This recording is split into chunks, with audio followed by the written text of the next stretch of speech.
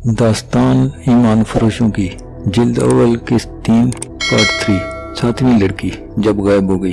फखर ने उसे यकीन दिलाया कि भूखा मरने का कोई खतरा नहीं, रास्ते में किसी आबादी से कुछ ले लेंगे। मगर लड़की आबादी के करीब जाना न चाहती थी, कहती कि वापस चलो।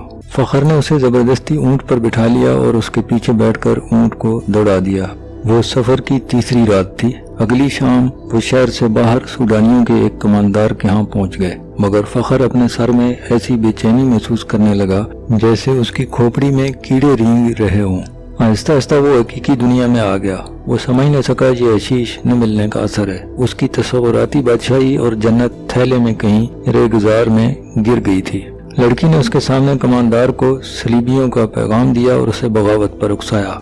फखर पास बैठा सुनता रहा। उसके ख्याल में चूंकि मैं मुकम्मल नशे में था, लिहाजा उसने बेखौफ व खतर कमांडर से ये भी कह दिया कि अयूबी और अली के दरमियान ये गलतफहमी पैदा करनी है कि वो ज़ाहिरी तौर पर नेक बने फिरते हैं मगर औरत और शराब के दिलदादा हैं। उनकी इस तवील गुफ्तगू में बगावत की बातें भी हुई। उस वक्त तो फखर पूरी तरह बेदार हो चुका था, लेकिन सर के अंदर की बेचैनी उसे बहुत परेशान कर रही थी। लड़की ने कमांडर से कहा कि अगर बगावत करनी है तो वक्त जाया न करें। सुल्तान अयूबी महाज पर है और उलझा हुआ है। लड़की ने ये झूठ बोला कि सलीबी 3-4 दिनों बाद दूसरा हमला करने वाले हैं। सुल्तान अयूबी को यहाँ से भी फौज महाज पर बुलानी पड़ेगी। कमांडर ने लड़की को बताया कि 6-7 दिनों तक सूडानी लश्कर यहाँ की फौज पर हमला कर देगा। फखर ये सारी गुफ्तगू सुनता रहा। आधी रात के बाद उसे अलग कमरे में भेज दिया गया जहाँ उसके सोने का इंतजाम था। लड़की और कमांडर दूसरे कमरे में रहे। दरमियान में दरवाजा था जो बंद कर दिया गया। उसे नींद नहीं आ रही थी। उसने दरवाजे के साथ कान लगाए तो उसे हंसी की आवाजें सुनाई दी। फिर लड़की के ये अल्फाज सुनाई दिए, इसे हशीश के जोर पर यहाँ तक लाई हूँ और इसकी महबूबा बनी रही हूँ। मुझे एक मुहाफिज की जरूरत थी। हशीश का थैला रास्ते में गिर गया था। अगर सुबह इसे एक खुराक न मिली तो ये परेशान करेगा। आवाजें बता रही थी शराब पी जा रही है और बदकारी हो रही है। बहुत देर बाद उसे कमांडर की आवाज सुनाई दी, ये आदमी अब हमारे लिए बेकार है, इसे कैद में डाल देते हैं या खत्म करा देते हैं। लड़की ने उसकी तायीद की। फखर अब नशे से बड़ी हद तक बेदार हो गया था तो वहाँ से निकल भागने की सोचने लगा। रात के पिछले पैर वो कमरे से निकला, कभी दिमाग साफ कभी माऊफ। सुबह की रोशनी फैलने तक वो बहरहाल खतरे से दूर निकल गया था। उसे अब दोहरे ताक़ुब का खतरा था। अपनी फौज के हाथों गिरफ्तार हो जाता तो भी मुजरिम और सूडानी पकड़ लेते तो फौरन कत्ल कर देते। वो दिन भर फिरौनों के खंडरों में छुपा रहा। हशीश की तलब, खौफ और गुस्सा, न दिन का एहसास न रात का।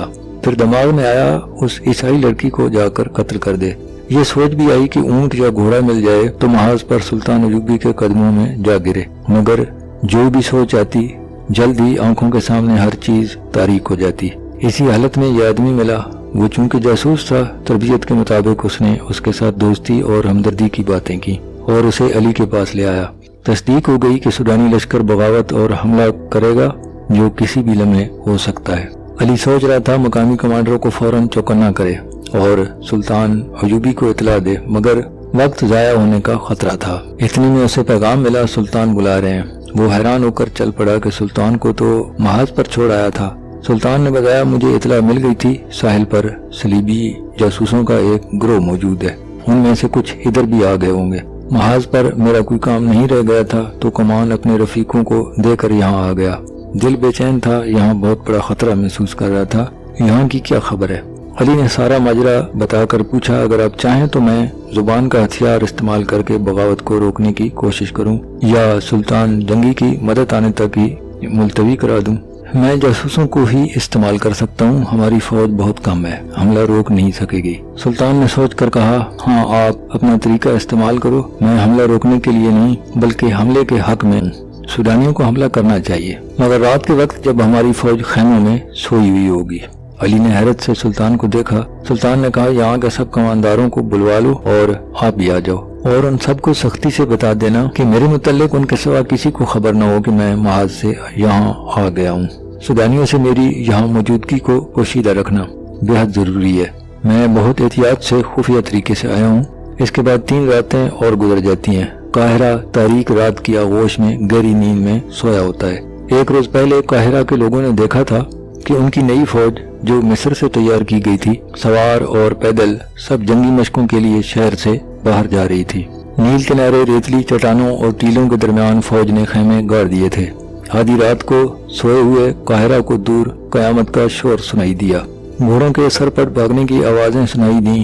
لوگ سمجھے کہ فوج جنگی مشق کر رہی ہے، مگر شور قریب آتا اور بلند ہوتا گیا۔ لوگوں نے چھتوں سے دیکھا، آسمان لال سرخ ہو رہا تھا۔ دور دریا نیل سے آگ کے شعلے اٹھتے، تاریک رات کا سینہ چیرتے کہیں خشکی پر گر رہے تھے۔ پھر شہر میں سینکڑوں سرپٹ دوڑتے گھوڑوں کے ٹاپو سنائی دیے۔ شہر والوں کو ابھی تک معلوم نہ تھا کہ یہ جنگی مشق نہیں، باقاعدہ جنگ ہے، اور جو آگ لگی ہوئی ہے اس میں سودانی لشکر کا خاصا بڑا حصہ زندہ جل رہا ہے۔ یہ سلطان صلاح الدین کی ایک بے مثال چال تھی۔ اس نے دارالحکومت میں مقیم قلیل فوج کو دریا نیل کنارے ریتلے ٹیلوں کے درمیان وسیع میدان میں خیمہ زن کر دیا تھا۔ علی نے سودانی لشکر میں اپنے آدمی بھیج کر بغاوت کی آگ بھڑکا دی تھی اور اس کے کمانداروں سے فیصلہ کروا لیا تھا کہ رات کو جب سلطان کی فوج گہری نیند سوئی ہوگی اس پر آدھی سودانی فوج حملہ کر کے ایک ایک سپاہی کا صفایا کر کے واپس آ کر دارالحکومت پر قابض ہو جائے گی، اور سودانی فوج کا دوسرا حصہ بحیرہ روم کے ساحل پر مقیم فوج پر حملہ کرنے کے لیے روانہ کر دیا جائے گا۔ اس منصوبے کے مطابق سودانی فوج کا ایک حصہ نہایت خفیہ طریقے سے رات کو بحیرہ روم کے محاذ کی طرف روانہ کر دیا گیا تھا، اور ایک حصہ دریا نیل کنارے خیمہ زن فوج پر سیلاب کی طرح ٹوٹ پڑا تھا۔ مگر اچانک خیموں پر تیل آگ کے گولے برسنے لگے، نیل بھی آگ برسانے لگا، خیموں کو آگ لگ گئی اور شعلے آسمان تک پہنچنے لگے۔ سودانی فوج کو خیمہ میں سلطان ایوبی کی فوج کا نہ کوئی سپاہی ملا، نہ گھوڑا، نہ کوئی سوار۔ وہاں سب خیمے خالی تھے، مقابلے پر صرف آگ تھی۔ انہیں معلوم نہ تھا کہ سلطان ایوبی نے رات کے پہلے پہر خیموں سے اپنی فوج نکال کر ریتلے ٹیلوں کے پیچھے چھپا دی تھی اور خیموں میں خشک گھاس کے ڈھیر لگوا دیے تھے۔ خیموں کے اندر باہر تیل چھڑک دیا تھا۔ کشتیوں میں چھوٹی منجنیکیں رکھوا کر شام کے بعد ضرورت کی جگہ بھجوا دی تھی۔ جو ہی سودانی فوج خیمہ گاہ میں آئی، سلطان کی چھپی فوج نے آگ والے تیر اور نیل سے کشتیوں میں رکھی منجنیکوں سے آگ کے گولے برسانے شروع کر دیے۔ جلتے خیموں، گھاس اور تیل نے دوزخ کا منظر بنا دیا۔ سودانیوں کے گھوڑے اپنی ہی پیادہ سپاہیوں کو روننے لگے تھے۔ سپاہیوں کے لیے آگ سے نکلنا ناممکن ہو گیا تھا۔ چیخوں نے آسمان کا جگر چاک کر دیا تھا۔ اس قدر آگ نے رات کو دن بنا دیا تھا۔ سلطان ایوبی کی مٹھی بھر فوج نے آگ میں جلتی سودانیوں کی فوج کو گرے میں لے لیا۔ جو آگ سے بچ کر نکلتا وہ تیروں کا نشانہ بن جاتا۔ جو فوج بچ گئی وہ بھاگ نکلی۔ ادھر سودانیوں کی جو فوج محاذ کی طرف سلطان کی فوج پر حملہ کرنے جا رہی تھی اس کا بھی ایوبی نے انتظام کر رکھا تھا۔ چند دستے گھات لگائے بیٹھے تھے جنہوں نے رات کو سودانی فوج کے پچھلے حصے پر حملہ کر کے ساری فوج میں بھگدڑ مچا دی۔ یہ دستے ایک حملے میں جو نقصان کر سکتے تھے کر کے اندھیرے میں غائب ہو گئے۔ سودانی فوج سنبھل کر چلی تو پچھلے حصے پر ایک اور حملہ ہوا۔ یہ برق رفتار سوار تھے جو حملہ کر کے غائب ہو جاتے۔ صبح تک اس فوج کے پچھلے حصے پر 3 حملے ہوئے۔ سودانی سپاہی اسی سے بد دل ہو گئے، انہیں مقابلہ کرنے کا تو موقع ہی نہیں ملتا تھا۔ دن کے وقت کمانداروں نے بڑی مشکل سے فوج کا حوصلہ بحال کیا، مگر رات کو کود کے دوران ان کا پھر وہی حشر ہوا۔ دوسری رات تاریکی میں ان پر تیر بھی برسے۔ انہیں اندھیرے میں گھوڑے دوڑنے کی آوازیں سنائی دیتی تھیں جو ان کی فوج کے عقب میں کشت و خون کرتی دور چلی جاتی تھیں۔ 3-4 یورپی مورخین نے، جن میں ڈین پول اور ولیم خاص طور پر قابل ذکر ہیں، لکھا ہے کہ دشمن کی کثیر نفری پر رات کے وقت چند ایک سواروں سے عقبی حصے پر شب خون مارنا اور غائب ہو جانا سلطان ایوبی کی ایسی جنگی چال تھی جس نے آگے چل کر صلیبیوں کو بہت نقصان پہنچایا۔ اس طرح سلطان ایوبی دشمن کی پیش قدمی کی رفتار کو بہت سست کر دیتا اور دشمن کو مجبور کر دیتا کہ وہ اس کی پسند کے میدان میں لڑے، جہاں سلطان ایوبی نے جنگ کا پانسا پلٹنے کا انتظام کر رکھا ہوتا تھا۔ ان مورخین نے سلطان ایوبی کے ان جانباز سواروں کی جرأت اور برق رفتاری کی بہت تعریف کی ہے۔ آج کے جنگی مبصر جن کی نظر جنگوں کی تاریخ پر ہے، رائے دیتے ہیں کہ آج کے کمانڈو اور گوریلا آپریشن کا موجد صلاح الدین ایوبی ہے۔ وہ اس طریقہ جنگ سے دشمن کے منصوبے درم برم کر دیا کرتا تھا۔ سودانیوں پر اس نے یہی طریقہ آزمایا اور صرف 2 راتوں کے بار بار شب خون سے اس نے سودانی سپاہیوں کا لڑنے کا جذبہ ختم کر دیا۔ ان کی قیادت میں کوئی دماغ نہ تھا، یہ قیادت فوج کو سنبھال ہی نہیں سکی۔ اس فوج میں علی کے آدمی بھی سودانی سپاہیوں کے بحث میں موجود تھے۔ انہوں نے یہ افواہ پھیلا دی کہ عرب سے ایک لشکر آ رہا ہے جو انہیں کاٹ کر رکھ دے گا، اور وہ بددلی اور فرار کا رجحان پیدا کرنے میں پوری طرح کامیاب رہے۔ فوج غیر منظم ہو کر بکھر گئی۔ نیل کنارے دوسری فوج کا جو حشر ہوا تھا وہ بھی عبرت ناک تھا۔ یہ افواہ بھی غلط ثابت نہ ہوئی کہ عرب سے فوج آ رہی ہے۔ نور الدین جنگی کی فوج آ گئی جس کی نفری بہت زیادہ نہیں تھی۔ بعض مورخین نے 2000 سوار اور 2000 پیادہ لکھی ہے، بعض کے اعداد و شمار اس سے کچھ زیادہ ہیں۔ تاہم ایوبی کو سہارا مل گیا اور اس نے فوراً اس کمک کی قیادت سنبھال لی۔ اس کیفیت میں جبکہ سوڈانیوں کا 50,000 کا لشکر سلطان ایوبی کے آگ کے پھندے میں اور ادھر صحرا میں شب خونوں کی وجہ سے بدنظمی کا شکار ہو گیا تھا، یہ تھوڑی سی کمک بھی کافی تھی۔ سلطان ایوبی اس کمک اور اپنی فوج سے سوڈانیوں کا قتل عام کروا سکتا تھا، لیکن اس نے ڈپلومیسی سے کام لیا۔ سوڈانی کمان کے کمانداروں کو پکڑوایا اور انہیں ذہن نشین کرایا کہ ان کے لیے تباہی کے سوا کچھ نہیں رہا، لیکن وہ انہیں تباہ نہیں کرنا چاہتا۔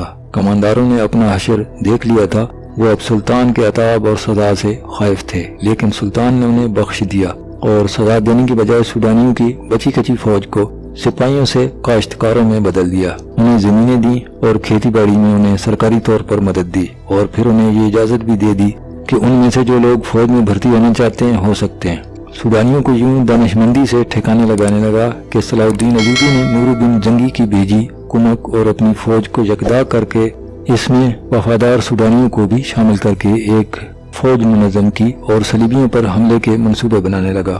اس نے علی سے کہا وہ اپنے جاسوسوں اور شب خون مارنے والے جاں بازوں کے دستے فوراً تیار کرے۔